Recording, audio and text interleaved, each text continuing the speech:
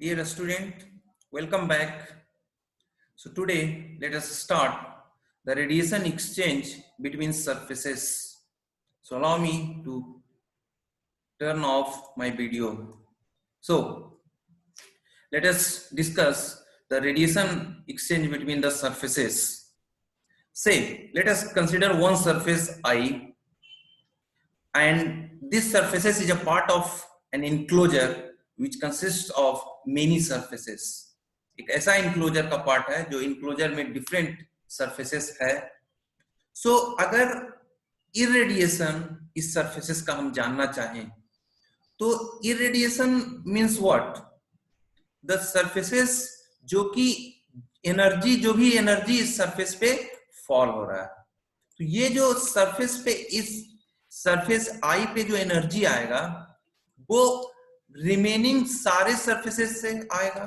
अगर even surface खुद का भी अगर फ्लैट नहीं हो या अगर खुद के पार्ट से भी आ सकता है, मतलब सरफेस आई पे जो इरेडिएशन होगा that will B consist of the radiosity that is coming out of from the different surfaces, उसका पार्ट होगा.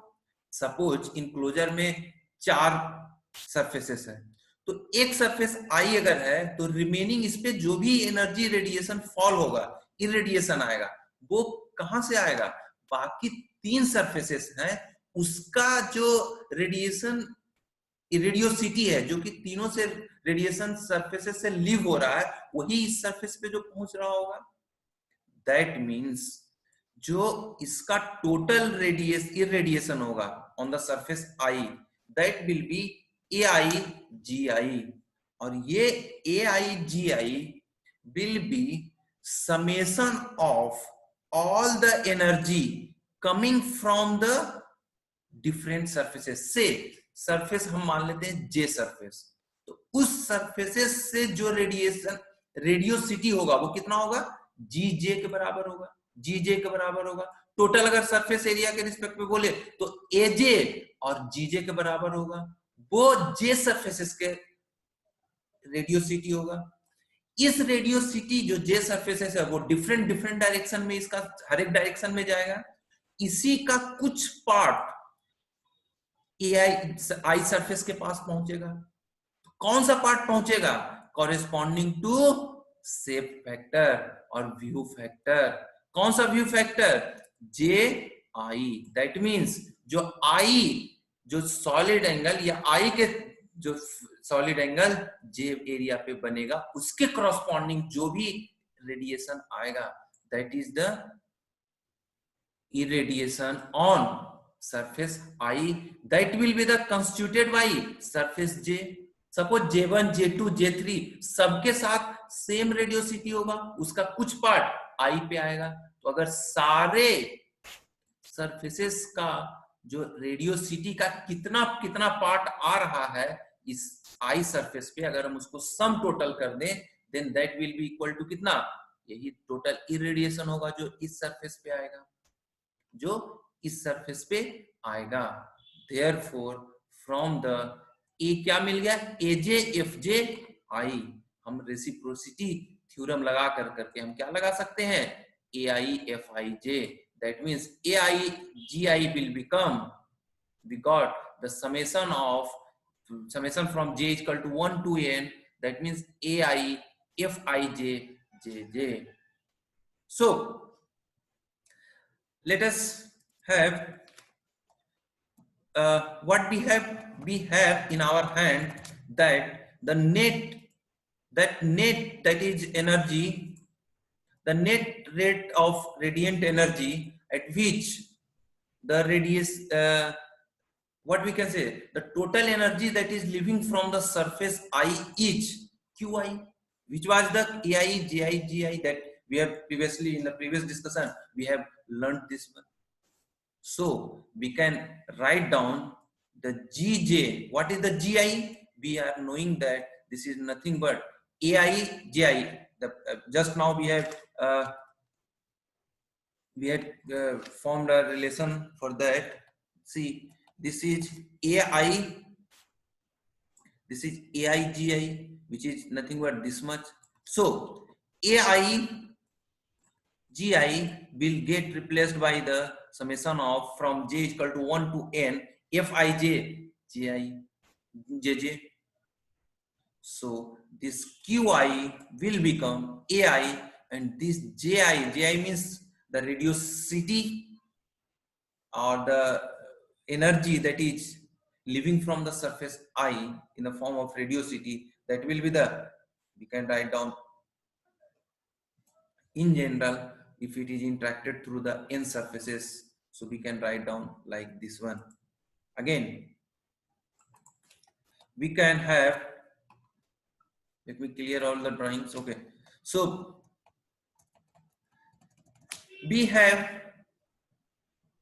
this Q is equal to AI, we got this one. So from the uh, from the summation rule, what we have done, we can do this as a 1 from the summation rule. Fij, Fi1, 1 to all that, this will become 1. So we can include, and we have just included in Jj.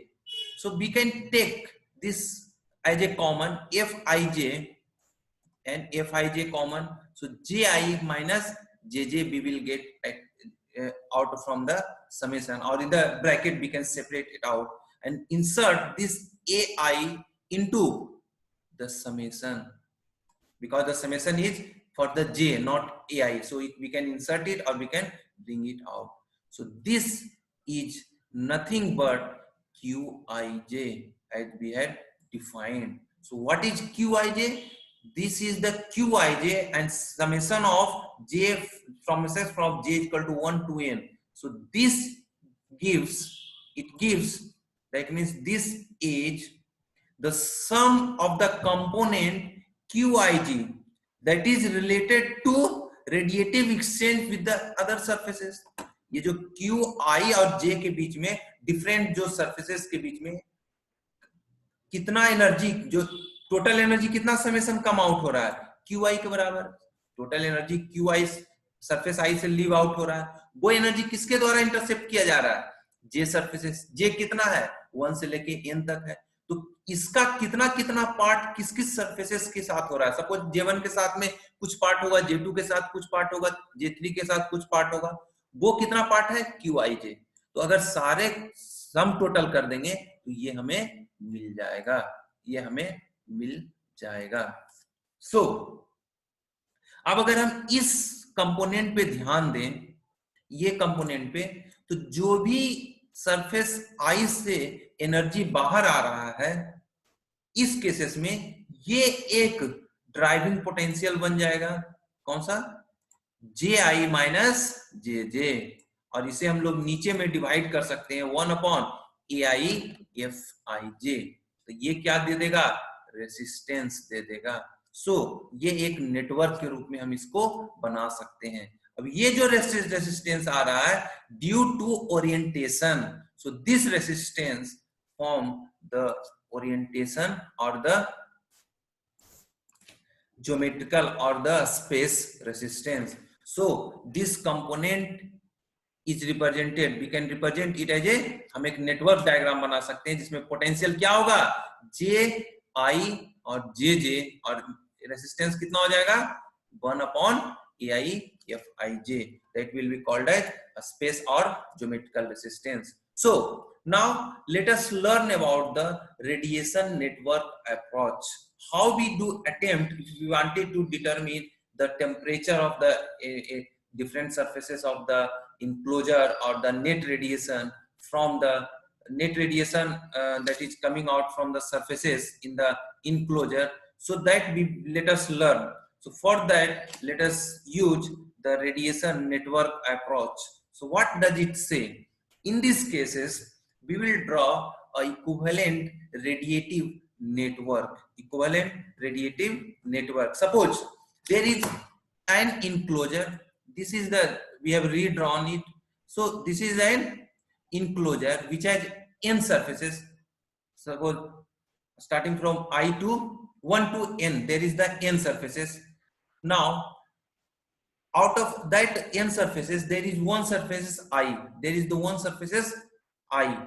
So we wanted to know how much total energy that is leaving out from these surfaces, and in order to calculate that qi, let us draw a equivalent radiation network diagram. So what we can say, the energy that is coming out from the I surface will be intercepted by the all surfaces.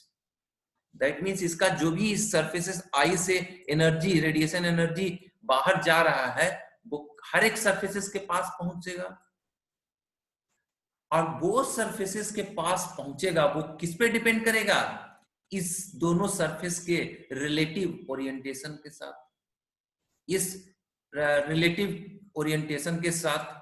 तो यहां से यहां तक में, या यहां से यहां तक में, या यहां से यहां तक में, या इसका सो आई सरफेसेस का 1 के साथ, 2 के साथ, 3 के साथ किस तरीके से ओरिएंटेशन है, उस पे डिपेंड करेगा कि ये जो आई सरफेसेस से जो एनर्जी जा रहा है वो दूसरे सरफेसेस से इंटरसेप्ट किया जा रहा है। सो यहाँ पे कौन सा एक रेसिस्टेंस आ रहा है, that is the space resistance और ज्योमेट्रिकल रेसिस्टेंस।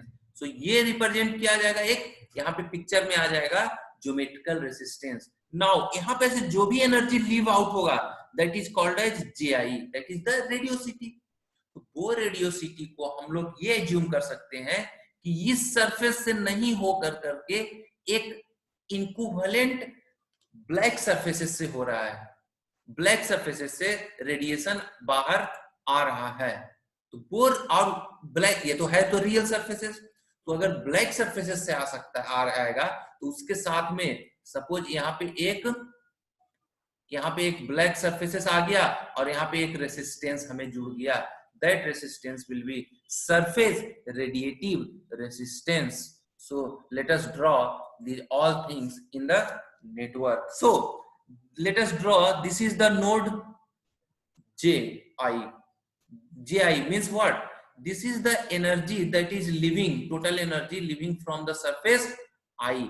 ये एनर्जी का कुछ पार्ट वन सरफेसेस पे जा रहा है, so that is represented as a Q I1, मतलब I से लेके 1 तक जो पहुंचा, क्यू I से लेके 2 तक पहुंचा, जो यहां से J2 तक पहुंचेगा। सपोज यहाँ पे सरफेस कितना है J3, तो यहाँ पे कितना पहुंचेगा I3। ये सिमिलरली in-1 सरफेस है तो in-1 in, मतलब ये जो नोड I है Ji, यहाँ से जितना टोटल रेडिएशन कितना हो रहा है Ji, तो उसका कुछ पार्ट 1 सरफेसेस की तरफ जाएगा, कुछ पार्ट 2 सरफेसेस, कुछ पार्ट 3 सरफेसेस, कुछ पार्ट 4, कुछ पार्ट n सरफेसेस के पास जाएगा। अब ये दोनों के पास कितना जाएगा वो डिपेंड करेगा कि 1 सरफेसेस और I सरफेसेस एक दूसरे के रिलेटिव में कैसे लोकेटेड है, किस तरह से ओरिएंटेड है, पैरेलल है, परपेंडिकुलर है, कुछ एंगल पे है, तो वो उस पे डिपेंड करेगा। सिमिलरली ये भी 2 के साथ किस तरीके का है, 3 के साथ किस तरीके का ओरिएंटेशन है, और n के साथ किस तरीके का ओरिएंटेशन है।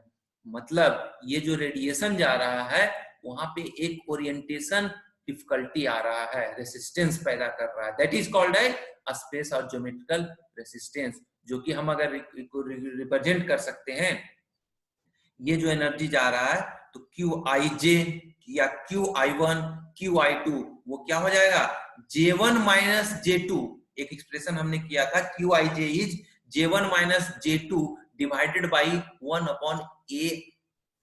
सपोज QI1 को हम किस तरह से डिपेंड किए थे, QIJ is equal to JI minus JJ divided by 1 upon AI FIJ। ये हमने अभी पिछला केसेस में डिराइव किया था, एक हमने कंक्लूड किया था। देयरफॉर बाय यूजिंग दैट कि I से लेके 1 तक ले जाना है तो नोड I बनाएंगे और नोड J बनाएंगे, और इन दोनों के बीच में एक surface resistance, sorry space resistance बना देंगे, that will be the orientation resistance.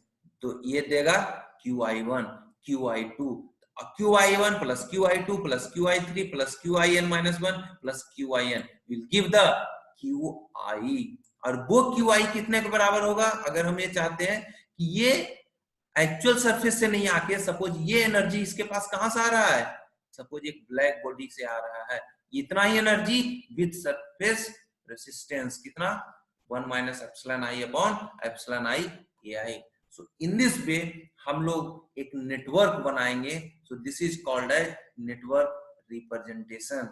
Network representation. So this will become QI. यहां से यहां तक QI पहुंचा, that will be the summation of QI1, QI2, QI3, QIN-1 और QIN. So this was the network representation for the radiation change.